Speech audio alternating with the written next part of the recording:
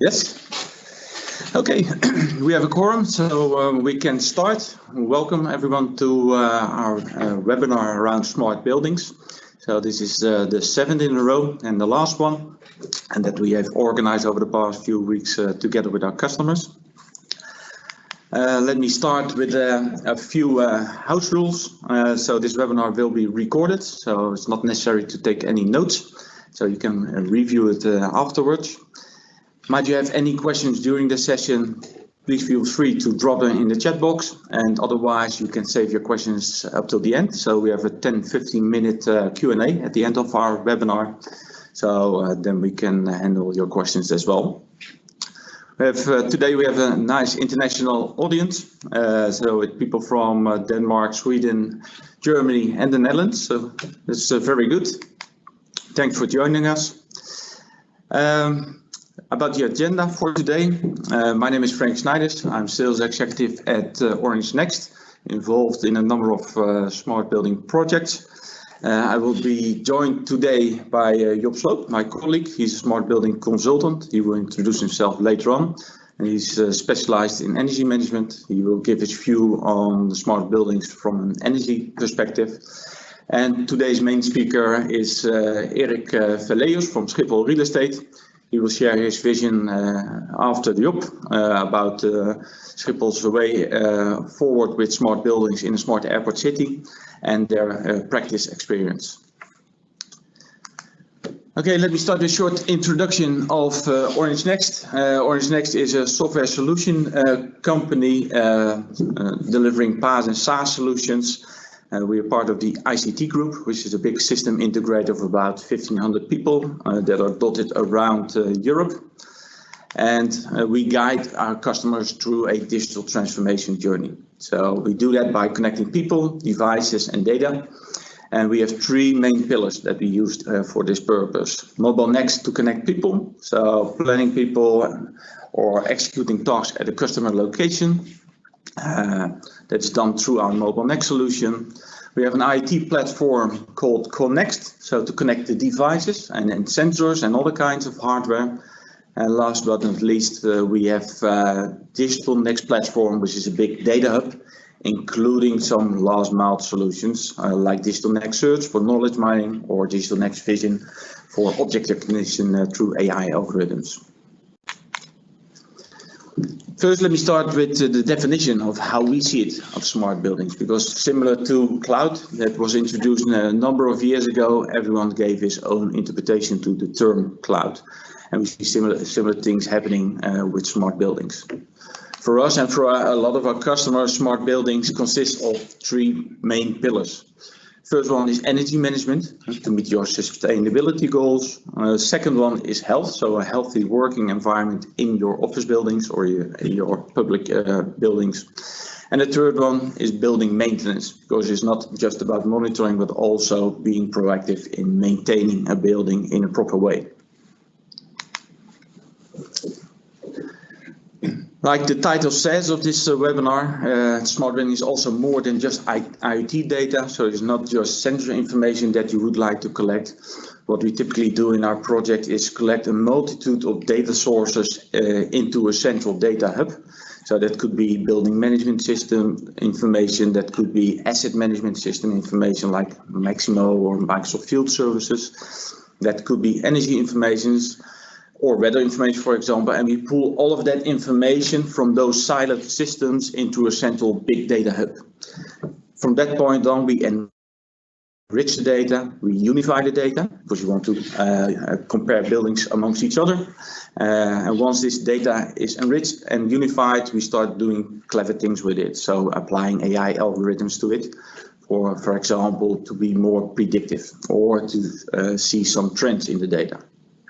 Once you have the data, this is published either in our own smart building portal or in a third-party portal. So that could be from the customer or anyone else. So this is an example of an energy management dashboard where you can monitor the production of energy through your solar panels or small wind turbines on the top of your roof. You can monitor the energy consumption, so where are my big consumers of electricity or gas or water or whatever. And you can do that across different buildings. So you can compare buildings against each other, either per square meter or per floor or whatever. So or against a benchmark, or MI Paris proof or something like that. Another example that we typically are measuring within inside a building is health parameters in relation to occupancy. So you have temperature, humidity, CO2 levels, and noise levels, for example. And those are related to the number of people which are on a certain floor in a certain meeting room. So you can anticipate on things happening in real life. Now the why, what's the added value of a smart building solution? So there are a number. So I would like to highlight 4 of those. Energy management delivers quite a significant savings in your energy bill. So on average, the projects that we do, you can save between 10 and 20% on your energy bills. So that's substantial, especially if you have a portfolio of buildings. The second one, also very important, that is proven by independent studies from Harvard and that if you have a healthy working environment, so with the right temperature, right CO2 levels, then productivity of your workers will increase. So it could even be up by 20% or 26%, as Harvard is stating. So that's very significant. And if productivity increases, it's even a bigger savings than energy bill savings that I mentioned. Building maintenance, so like I said, it's not just about monitoring the health of the building, but it's also once there's a disturbance in one of the installations, then you want to send field engineer a first time right visit, so with the right materials and the right data. And it can only be done based on quality data. Once you have performed this maintenance ticket, then you want to mention and compare it with the SLA agreement that you had with your customer. So did you resolve the ticket in time? Did you respond in time? And that is done through KPI matching, also very important. And the last one, space utilization. Any given workplace will cost you around 5,000 to 9,000 euros per year. So if you could make more efficient use of your floor space, that can save you a lot of money. Eric will zoom in on that aspect in his presentation later on. So, but it's also an important factor. Nowadays, obviously with COVID, less relevant, but once we are back to normal, this becomes really relevant again. Okay, for whom might the smart building solution be relevant? Well, actually, anyone who owns, rents or maintains a building. So that could either be a building and construction company, it could be a building owner like SCHIPHOL Real Estate, it could be in the residential area or in utility buildings, public and private installation companies. So a wide variety of potential users of a smart building solution that deliver value. Now to conclude the how, so don't try to connect all of your buildings with all potential data sources at once. So what we typically do in our approach, we start with connecting 2 or 3 buildings, connecting 2 or 3 data sources, release a first version of the smart building solution and use that experience in the next building. So that makes it more efficient and you get feedback from the earlier rollouts. Okay, with that I would like to conclude my presentation and the short intro, and I would like to give the floor to Job. Thank you, Frank.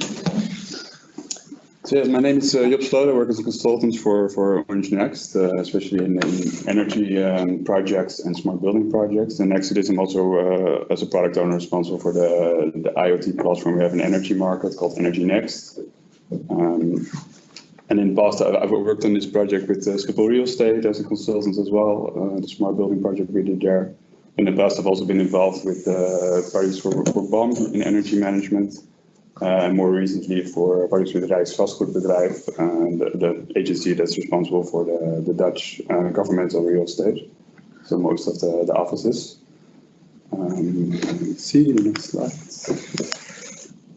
So from an energy management perspective, what I want to share today is just my experience from that side and some of the things I've learned there. So an energy manager, usually a building owner, has insights into the energy bills they get every month, so that determines the volume you see and the things you can check. And what is very valuable there is to have more insights into this data, also from interval, to see what your energy profiles are doing. And I believe that's a very good step and a very good added value in energy management, and it could be a very good first step in the smart building project to connect to this data source. And usually this is easily to connect to. It's data that's available at the energy metering company, just like your smart meter at home. This is data that's extractable and connectable to an IoT platform as well. And the good thing about offices is that the profiles, the energy that they're consuming is something that's predictable and something that's also comparable between offices, because you're expecting a certain pattern in this behavior and this energy consumption. For example, during opening hours, you expect after opening hours that this would go back to a certain baseline. And this makes it easy to see how your building is doing in comparison to other buildings on a national level or in your portfolio. An example there, even if you look at yearly volumes, you'll be able to get a value there on energy consumption per square meter, for example, and you'll be able to compare this with other buildings and see how your building is doing and check if there's any room for optimization and determine which building you want to focus on. Which I think will be a very good first step. And after that, you can go further into this data and really run data analysis on your interval data. And one of the examples there is you can plot your consumption against outdoor temperature. You can see how your climate installations are doing, so how your heating and your cooling systems are doing. From that, you can optimize it from there and really dive into these installations. And as you can see on the slide as well, the TNO did a study about this a couple of years ago, and it's shown that about 70% of the Dutch offices have poorly functioning HVAC systems, so heating, ventilation, and air conditioning systems. Where there's room for improvement, which are just the control settings that are just not really matched to the use of the building. So that shows a great potential for savings, and I think it should be a good first step in a smart building project. But you can also see what your users are doing to this building and how your energy consumption is related to this. Can I ask a question, Job? Yeah. So in terms of energy savings, so what are typically the low-hanging fruit? So where can you save most when you deploy an energy management solution? Yeah, I think it's like I said, a good step to start with is with interval data. You can for example do this plot against your temperatures to see how your installations are doing. That's a good one. But another one is also with this data you can optimize your energy contract. So for example, there's a post called contract capacity, which you're paying for sort of the maximum amount of energy you're taking in a peak over a year. And this is something that has to be manually adjusted if it turns out to be lower in the future. So that's already a cost reduction you can solve within a couple minutes after you have this data. Another one is analyze your profiles to see what your energy consumption is doing in comparison to your opening hours of your office. So you start detecting when people start entering the building, then energy consumption should go up. Yeah. Once there's no one in the building, the energy consumption should be at a stable level. Yeah, exactly. We've seen that in a lot of buildings where it's not actually matched to how you're using it, and there's a lot of room for optimization there. And that's also what we did with SCHIPHOL Real Estate. And this is our implementation of that. We started with a couple of buildings and we started connecting this energy metering data. And this is actually one of the standard solutions that our IoT platform has to offer, OrangeNXT. And this is how we do it for SCHIPHOL. You can see one of the buildings. And we were looking over a longer period of time. So in this graph, you can see over a year, we aggregated this data into a weekly profile. And you can see on the top graph shows the electricity, and the bottom one shows the gas consumption. And what this does is it shows the separate days of the week, 7 days of the week, as an average profile over the whole year of the data. So what you can see in the top graph, for example, you can see that the two lines at the bottom, the stable line, really shows this is also what you want to see in a profile. It shows that it goes back to a certain baseline and you don't have any strange consumption in the weekend. So those are the 2 days of the weekend. And then the top one, the bumped, so to say, in this graph, are the 5 days of the week, where you can really see the profile of your opening hours. And here you can see that the consumption starts around 4 o'clock, which is something that's something you would expect a couple hours before people are starting to use the building. Already preheat and pre-cool your building. You can see that it goes up, and you can see, for example, there's a line that's a little bit lower than the rest. That's your Friday. In this case, because there's less people working there, you can see the difference already.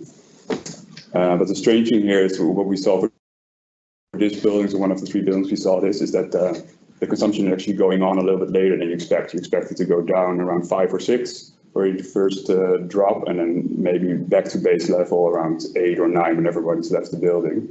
And you can actually see that it goes on in this case until midnight. Not very much, not as much as in the middle of the day, but you can still see that there's more consumption that you would expect. And you can see actually the same pattern in gas. The building is also heated until pretty much midnight. Which is a direct energy saving because you're just wasting energy probably. This is all, of course, something you have to check with the use of your building. It could be that it's actually in use until that time. But this is one of the direct actions we took on this.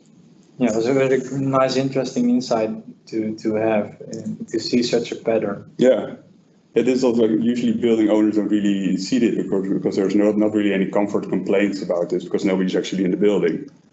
So it's just wasting energy, and this could go on for years without anyone actually noticing it's happening.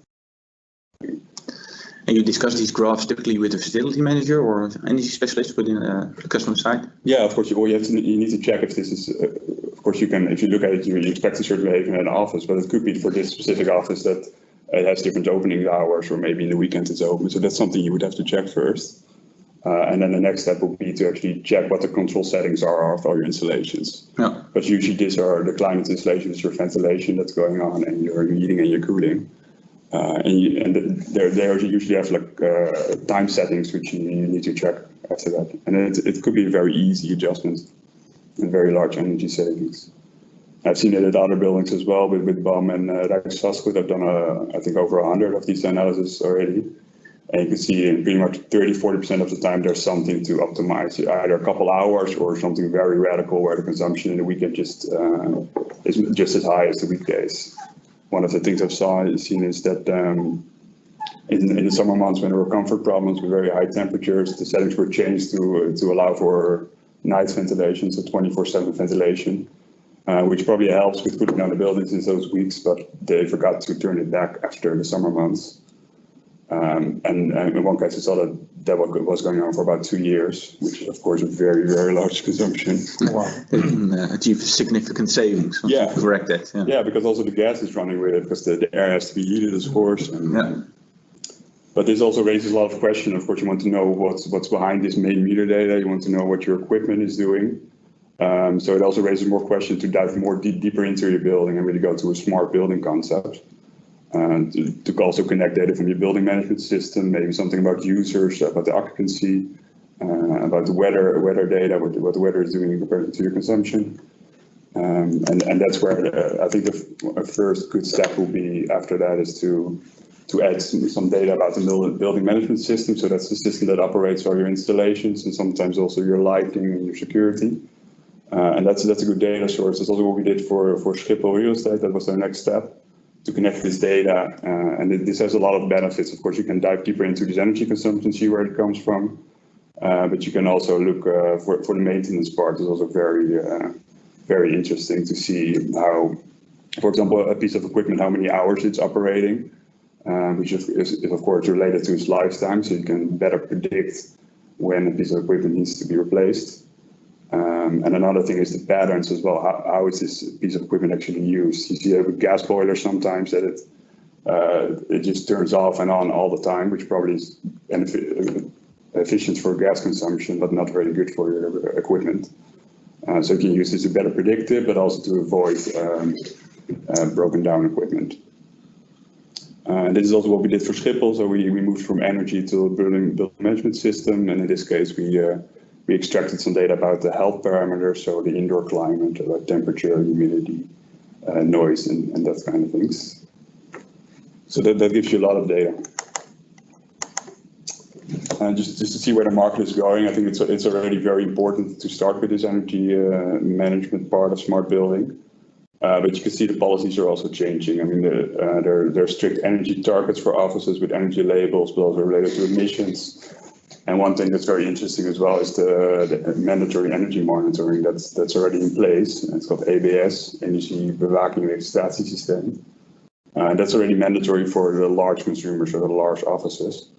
And that basically you have to have basic monitoring of energy, which also includes the profiles I've just shown. So you're not only filling up to the standard, but you're saving energy next to that. And not directly related to energies, of course, what Frank already mentioned is the health standards that are changing. Just like energy labels, you also have labels for your health nowadays, and you can see that this is important for employees, but also for tenants, of course, because they want to attract the right employees, which might be looking at this as well. And one of them is the well standard that's mentioned here. And the energy landscape is also changing. I think in the beginning, offices were, of course, just energy consumers, but you can see now that they're also producing energy. They have solar panels on their roof. That makes it more interesting and more complicated as well. You can see that there's more and more electric vehicles, which you need charging points at the offices. And there it's becoming more and more demanded on the grid. And there you want to have more flexibility in how you're using this energy and how you're using your produced energy. In this context, smart buildings is also very important to be able to have insight into what's going on, but also to allow for this control and flexibility of your production of energy and your consumption of energy. And this is something I want to conclude with. As OrangeNXT, we're also participating in Truth Consortium with a lot of parties that's led by BAM. Where we're really looking into this flexibility of energy. So not just within your building, but also be able to exchange this flexibility with your neighboring buildings in the community, and maybe even within the community between each other and connection to the grid, where of course IT becomes a very important part. And I think a first good step would be to have your building smart, at least have the data available, have this data connectable, and being able to control this. So that's what I wanted to share today. And that could be relevant both in residential area as well as utility buildings. Yeah, that's exactly what we're looking here at, combining the residential with utilities. Yeah. So you've now implemented over 100 buildings. What would be your advice when someone wants to start deploying a smart building solution?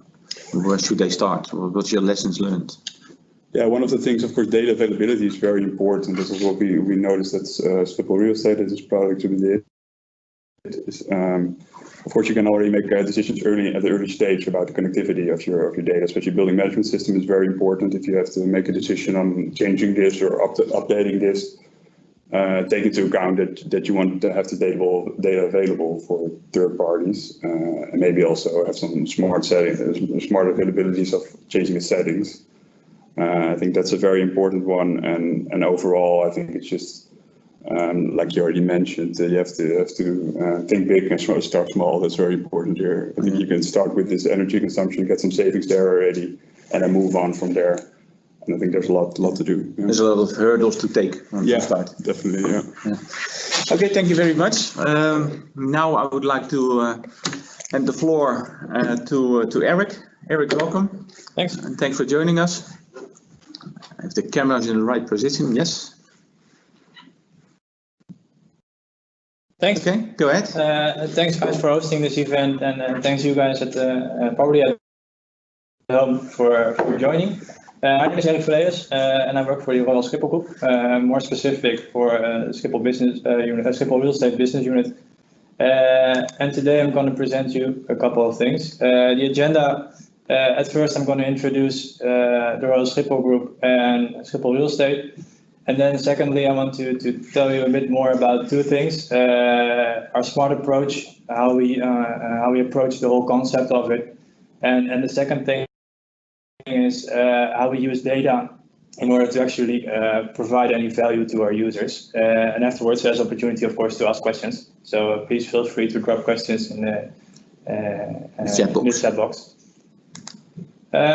At first, some key figures. I have to admit they're a bit painful to share now, since the whole COVID pandemic is ruining this. But just some figures to give you an idea about our airport. Yeah, like I said, they're a bit hard now to explain, but it's still 2019, so yeah, 2019 was a really good year, so we're really hoping for the good times to come. Let's talk about our destination and what we're trying to achieve, and that's to connect your world now and even in the future when it's getting more important as well. And we're trying to be innovators. We always strive to create the best and best solution and the best experience for our travelers at the airport. And our main license to operate is formed by 3 pillars: the quality of network, quality of life, and the quality of services. And quality of network is, of course, all of the destinations that we serve, and the quality of service is the experience that you have while joining us shortly or for a while. To SCHIPHOL Real Estate, we're focusing on all 3, but mostly we're focusing on the quality of life, because you consume a lot more time at the airport and around the airport. So that's where all our initiatives focused on the quality of life. And if you take a broader look at what we serve in terms of facilities, then there's a lot to offer. You can see hotels in there, coffee bars. We even host data centers. Everything that you see in here it can be found at the airport. And that basically tells you that we're more than just an airport. We're getting to a city, and the city offers a lot to spend your free time, but also to work in. And when we zoom out, you see the airport itself. To most of us, the terminal is mostly the place where you come by, you travel.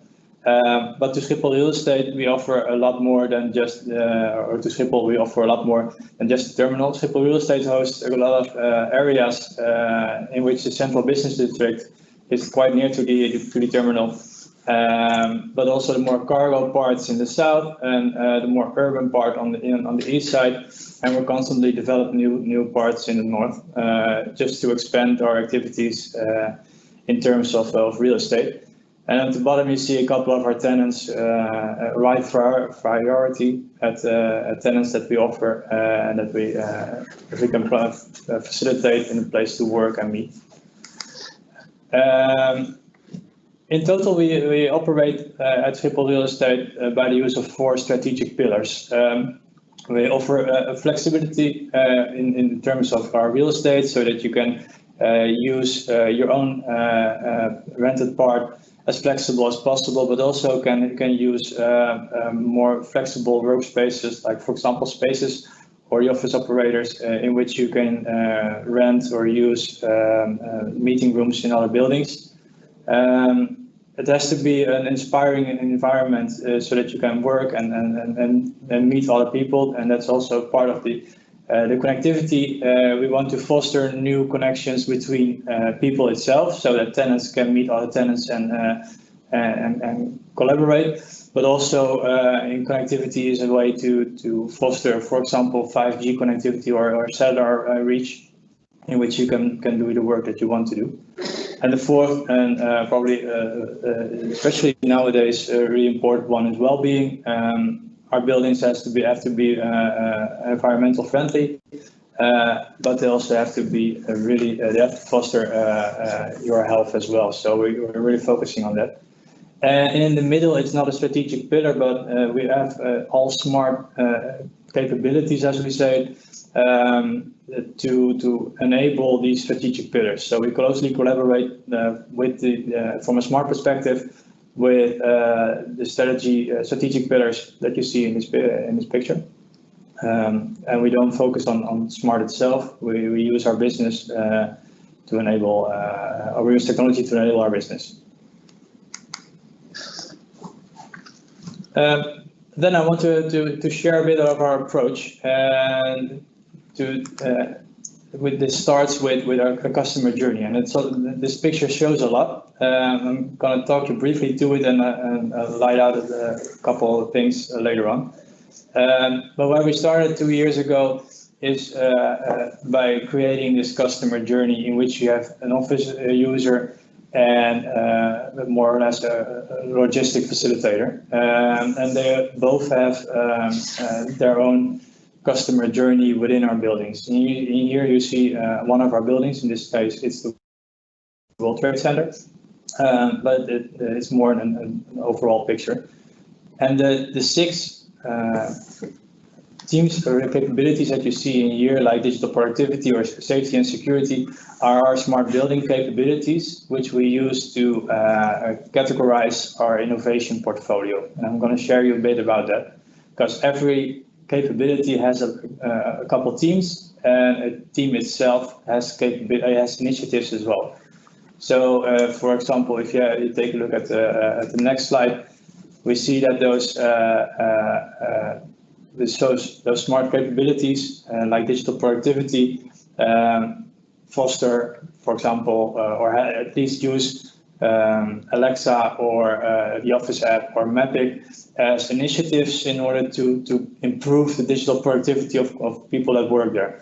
The boxes that you see in here are all smart building capabilities, and some of them have initiatives in which you see, for example, in workplace services, our feedback now system. That's a system in which we collect via a feedback mechanism the satisfaction factor of people that visit the toilet.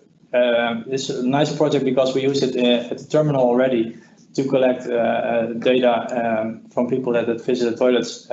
We gathered over 600, almost 700,000 votes per month, in which we could analyze how satisfied people are with their visit in the toilet, and the whole hygiene perspective about that.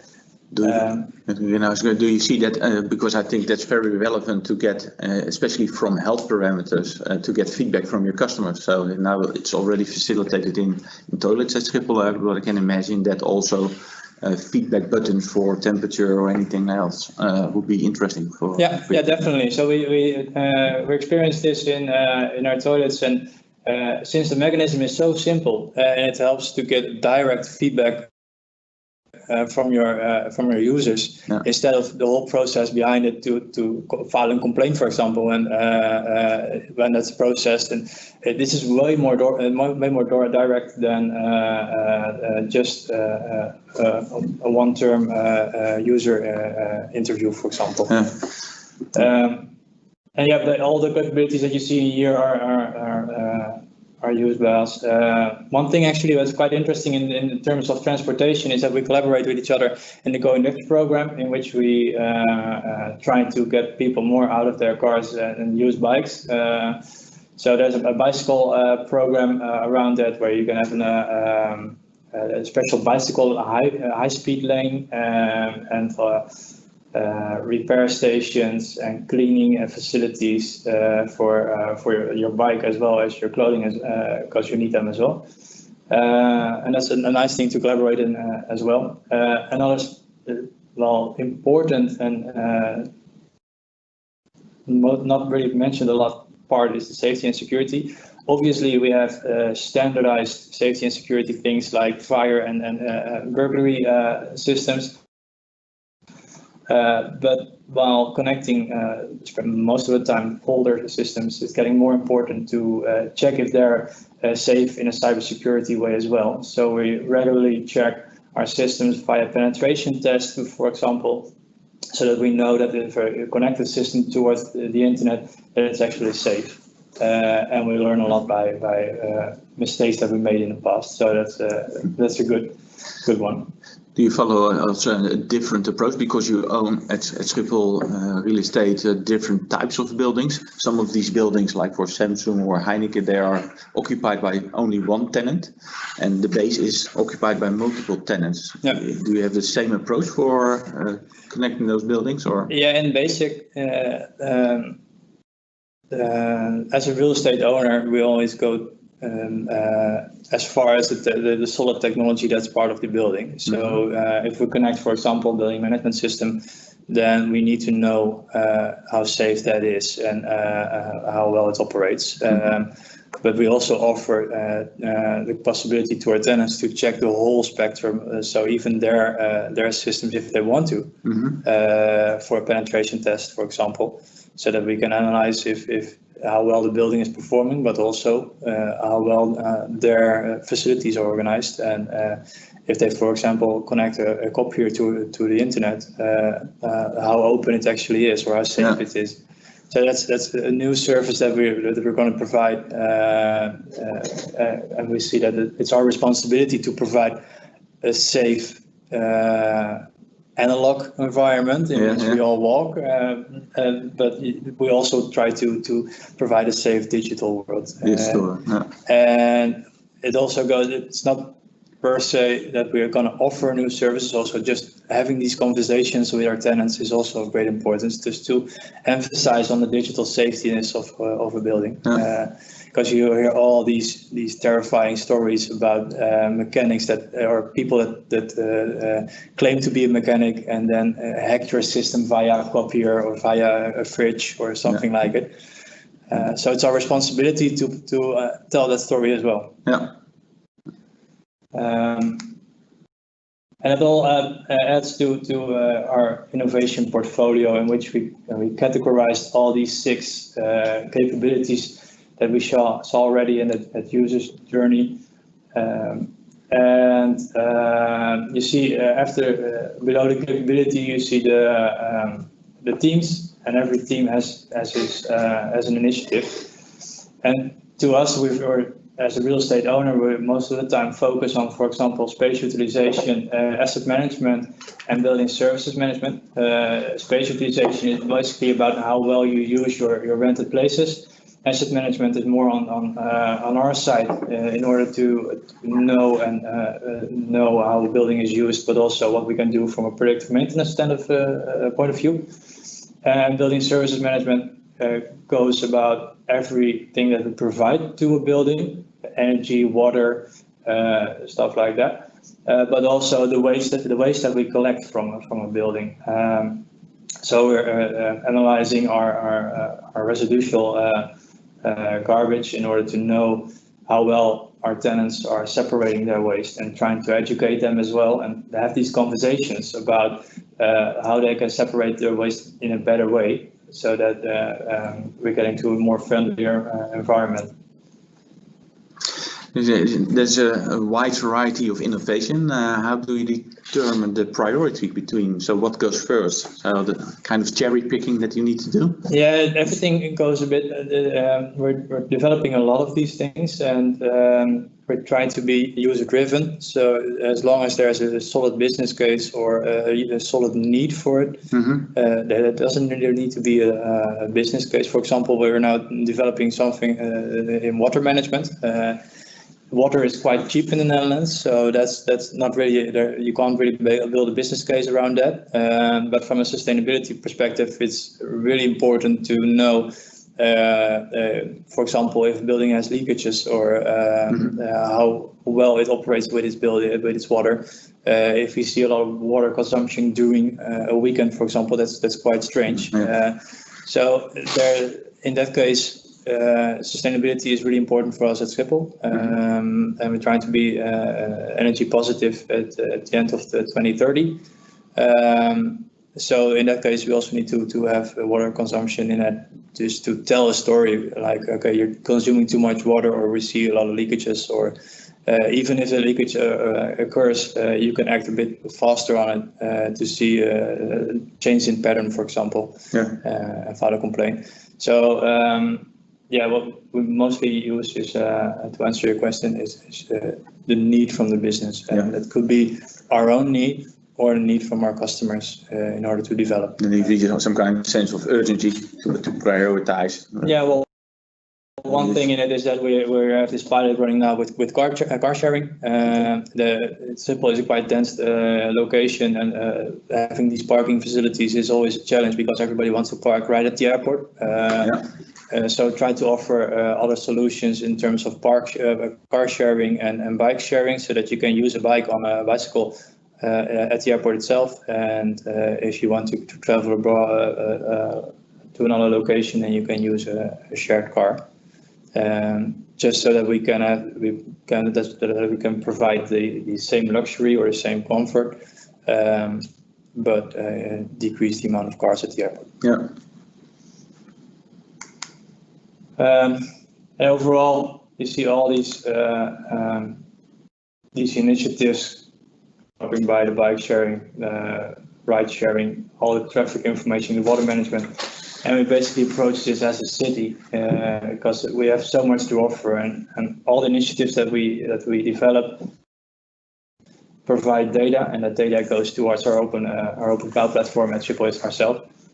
So what Job already mentioned, you have this data available, and that's what's our core focus for now, to provide this platform in which we analyze the data ourselves and share data towards everybody that's interested in as a tenant, for example, to use that data and build up insights that their employees need, but also attract new startups or scale-ups that can provide additional services or innovations to our portfolio.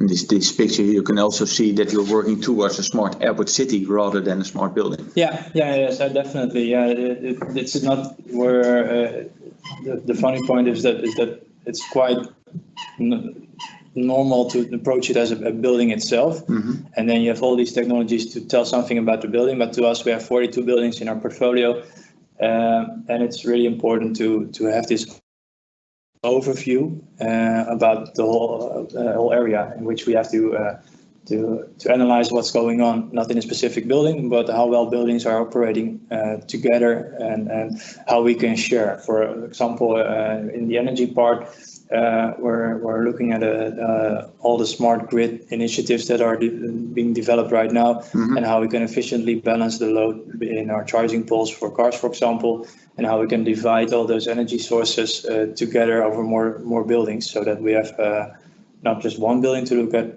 but balance it over a couple buildings. Kind of load balancing across the buildings. Yeah, definitely. Yeah. Quite interesting, and there's a lot going on in that sector as well. Second thing that I want to show you a bit about is how we use data, because it's nice to tell what our plans are and how we build up our vision, but it's also good to share some insights. And to us, especially from a technical side, you have all these definitions, and Frank already gave a definition. Definition that you see is our definition is shown here, which is based on hardware and software. We use data and AI, especially to cope with the immediate needs of our users, and of course the goals of us as an owner. So we're trying to combine those. And then as soon as you start developing with a dashboard. Like Job already showed, the first graphs that we created were about energy consumption. We moved on and created a dashboard, which a part of it is shown in here, which we try to emphasize a lot of key figures. And then we came to a point in which we had this dashboard, but we came to a question like, okay, who is it going to use? And you can build a dashboard, but what's the use case for it? You see all those parties that provide a dashboarding facility, but having all kind of dashboards, still someone has to act upon it. Yeah. And how do you determine if your dashboard is in line with the requirements of your tenants? Because you have a wide variety of tenants. So companies that only rent a small part of a building, and tenants who rent the full building. So I guess they have different needs for different dashboards. Yeah, definitely. And we changed our approach in that, moving a bit away from a dashboard, and because a dashboard is there, but like I said, someone has to use it. And we changed it a bit towards a scorecard, in which we kind of provide our tenants on a monthly, weekly, or perhaps even daily basis, insights of their usage. And that scorecard basically at first on the left side shows some key overall figures, and that really depends on what your use case is in this. As a portfolio manager, you want to see your whole portfolio, but as a single tenant, you just want to see your own building performance. Yeah. So the overall scorecard on the left side, it shows some health and comfort parameters. You have below there you see the amount of service tickets that are provided, just to see if there's a trend in there, especially important to portfolio management. Then you see energy consumption, not only electricity and gas, but also water. And on the bottom is sensor performance, and that's a nice one as well, because collecting all data basically tells something about the building itself, but it also tells how well the sensors are performing itself. And we see that a couple of sensors are already offline for a couple of months, and we need to act upon that as well. So providing these insights is really helpful to our portfolio management team. And then if you have this scorecard, you can click at a specific item and have more in-depth insights, and you see them on the right side about which rooms are used the most, or which are the most healthiest. You can analyze your CO2 levels, and we can even show which rooms are used the most and how they occupied during a day, in all these kind of more in-depth insights. We also foresee a dashboard for peer-to-peer comparison, because I think that could be an interesting figure for the tenants as well. So how am I performing with my building against my neighbor, for example? Yeah, that's quite interesting, and the difficulty in that is that you have to, if you want to compare, every building is built. Every building is built in its own way, so it's always difficult. There are so many things to think about. So if you the most abstract way is to analyze it per square meter, for example. That could be something, but if you want to say something that's actual value, you have to analyze the whole thing around it, so that you know that what's building that figure, and that's a really interesting and difficult part, because you need to compare. You need to have comparable buildings in order to compare those figures. Yeah, this biggest challenge is compare apples with apples. Yeah, that's something that we in the background are working on, and that's our advantage at SCHIPHOL, is that we developed our own SCHIPHOL data dictionary and our own ontology in order to know that a room is called the same room in one building compared to another building, or that an air treatment system is labeled in the same way. In order to if you label those in a standardized way, then you know, then you can compare functions of the systems itself, and it's not even systems, but also rooms and corridors and building parts. So you have to have that in place as well. That's something that we work on in our platform. It's actually unifying the data. Exactly that. Yeah, exactly that. And one way to build these scorecard insights is to use hypotheses. So, for example, as a tenant, I want to know how my buildings is being used and how healthy the different areas are. The funny part in that is that when you take a look on the data, you have this question: are they equally used? And we made a comparison as an example within one building, and you see the period in February and in October. Something happened with Corona in the past, and you see that the building is normally used quite well and divided. So to a facility manager, this is really interesting to know which floors and which floors in which specific time frame are used. And this building shows that at least top indicator shows that the building is quite equally used in normal times, and of course nowadays only the ground floor is used a lot in all the rooms. The tenant told me that they have like 100 employees that can use the building because they can't work from their homes. So you see a couple floors are being used. The interesting part in this is, of course, that we see usage in the whole building, and from an energy perspective, it would be making sense to guide those those users to 1 or 2 floors and switch off the others. However, these are only data insights and assumptions that we make. So we always have, that's why we introduce these scorecards. We always have to ask and to check our digital hypothesis towards the real situation. So we use these insights in our scorecards to have these conversations with our tenants. Another thing, another insight is about how well specific rooms are being used. So this has to do something with the labeling. Mm-hmm. And of course, the reception is used at the top really frequently. So that really makes sense. However, most of our tenants are facing a lack of conversation rooms or meeting rooms, rooms that can be used for those kind of activities. What our data shows is that we only use around 30 to 40% of the time of the building during office hours, during the meeting rooms.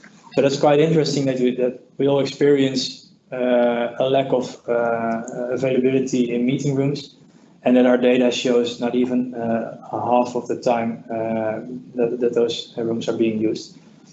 So of course the interesting part is now to check how that's possible and what's going on in there. How long a specific room is used, for example, and the figures indicate, and that's always hard to say, of course, but indicate a lot of no-shows. So that's something that you need to check as well.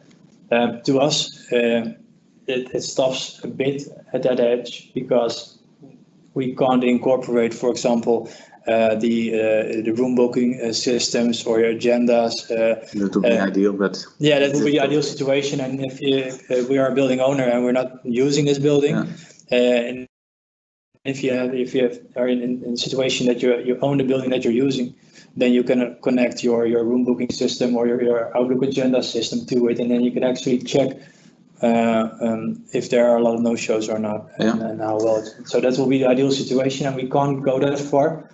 On the other hand, we're also trying to ask our tenants if they want to cooperate with this, because if we cooperate with this, we can provide this data insight and they can provide their insights in an anonymous way, so that we can actually find out what's this causing.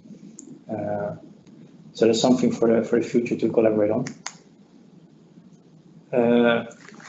Another thing to check is how healthy are these buildings, especially now. Everything is focusing on the amount of CO2, for example. This graph is a bit complex. We're going to focus on the second down graph, at least the figure. Anyway, what we see in here is a specific room. We're not going to look at the garage, but the specific meeting room that shows that, let's rephrase that. We are focusing on 3 parameters that indicate the healthiness of a room: temperature, CO2, and humidity. And what the graph indicates is that most of the rooms are quite okay. But there's one room that doesn't perform well on the temperature. And if we take a deeper look or a better look at that specific room, we see that most of the time this room over a specific period of time is operating below our norm of what we expect as a healthy building. And the worrying part in this is that if we check the temperature in the middle graph, then at a certain point it comes a bit above the temperature norm line that we indicated, and that's only while our CO2 level spikes as well, which indicates that the temperature is increased by the amount of people that work in that room and not by the system that we use.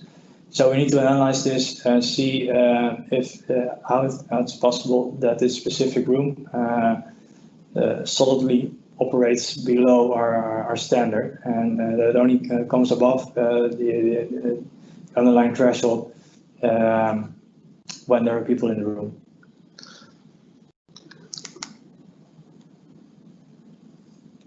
And the last thing that I want to show you a bit about is our energy consumption. of course, it's interesting to know what happened with our energy consumption pre-corona compared to our current situation. I would love to say post-corona, but it's not there yet. And the interesting part is that our assumption in this is that we saw a drop of around 80% of people that worked in our offices, and it would be really nice to check if the energy consumption itself dropped as hard as well. And fortunately, it didn't. So the graph on the left side shows that although a couple buildings has had a significant reduction in energy consumption, electricity in this case, some buildings stayed at the same level. And it's really interesting to see how that happened and what kind of systems are running and analyze that, because you don't need them all. But it's something that we have to check with our main contractor. On the right side, we had an interesting insight in our gas consumption. And the building on the World Trade Center up top shows an increase of gas consumption by 400%. So that's really worrying. Like the building is empty or almost empty, but the amount of gas usage increased a lot. When we researched that a bit more, we saw that when we compared the years of that specific building to each other, we saw a gigantic peak in August, and even in September and in October, we saw this peak as well. So again, we're using these insights in our scorecard, in this case, to inform our portfolio manager and have a conversation with our main contractor. And that's what our purpose in this is. You can provide, and that's also coping with your question, you can provide a dashboard or you can provide data insights. That's really nice, but they become of value when you add those in the conversations that you have with the partners in which you work together on the usage of a building or the maintenance of a building. And to open up these conversations, I hereby ask you to ask questions if you want to. Okay, thank you very much, Eric, for your clear explanation. Are there any questions from the audience? Well, while we are waiting, if someone drops a question in the chat box, one remaining question that I want to ask. So, as you have seen, there's quite a complex environment within the Schiphol airport area, with a lot of different buildings. What are the lessons learned? Because you've been working long already for a number of years to create smart buildings and smart airport city. Yeah. What are the biggest challenges that you faced? Well, like Job already mentioned, the largest difficulty is that if you approach it from an IT perspective, then everything becomes possible. Everybody can build a dashboard, and you can provide all new kinds of IoT sensors in place. Mm-hmm. But the interesting part is is connecting the legacy systems, the systems within buildings to your information, to your data lake, because that's the hardest part for now. Every building, like I said, has its own signature and is built in a way in which a mechanic or an engineer thought of it as a good way. And the interesting part is to align those and standardize all insights toward a common insight. Mm-hmm. So that you can analyze a building and multiple buildings, but also share that data, and while sharing it, telling that to anyone who uses it's what it is and how to treat it, how to use the data. Yeah. So creating one smart building is already a challenge, but creating a whole portfolio and having everything in place as a basis to cope with that is our largest challenge for now, and that's what took us the most of our time. And we're now dividing it in two. At one side, you want to have the solid backbone infrastructure to provide data, to have data and provide it. And on the other side, you want to create something, and that's also a hard lesson, to provide insights that are actual value to our users. And you see that there's a lot that from a technical side, people just trying to build a dashboard by building a dashboard. But you really need to do a lot of research on what would you like to see with it, and how are you going to use it, so that you can build insights that are actual value instead of just building a lot of insights and a lot of graphs and a lot of tables and getting snowed under by I don't know quite. That's a good. Well, but anyway, Overwhelmed. Indeed, it's getting overwhelmed by all the insights and figures. So less is more in this, and creating value that's actually going to be used. Yeah. And again, you can imagine that not all parties which are delivering subsystems or installation into a building are really willing to share the data. Oh, true, definitely true. We had a hard time with that. But our approach in this is that we want to get our data from our OEMs, so our original manufacturers, because then you're the closest to the source of data that you can get. Yeah. However,